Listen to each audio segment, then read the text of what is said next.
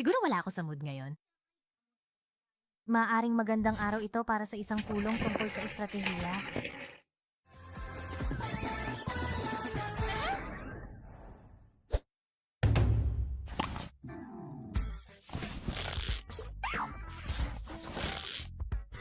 Isang tuntungan.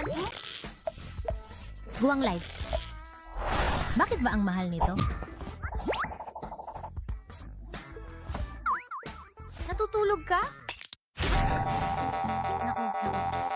Ano ang saysay ng ganap na pagbabago ng iyong mga pinahahalagahan? Ang pag-aaral ba ay panggagaya lamang sa madaling salita? Mukhang seryoso ang meeting nila at kailangan nila ng utak ni Momiji. Koyori?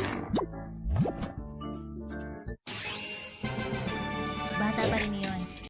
Ano ang ginagawa nito? Gumagawa ito ng napakaraming bula. Ano ang punto? Hayaan mong ipaliwanag ko. Ang mga bata sa buong mundo ay nahuhumaling dito at gumagawa ito ng mga bula kahit saan. Ang mundo ay lalong nagiging malagkit.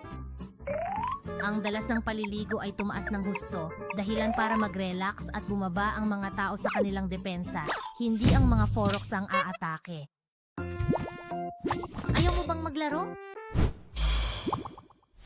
Ayos lang ba? Yan, hero? Mag-click dito para sa Exors? May isang bagay tungkol kay Tekiei. Pumunta siyang mag-isa. Tigre ang target na. Pero hindi ko talaga alam yon kasi hindi ko talaga alam.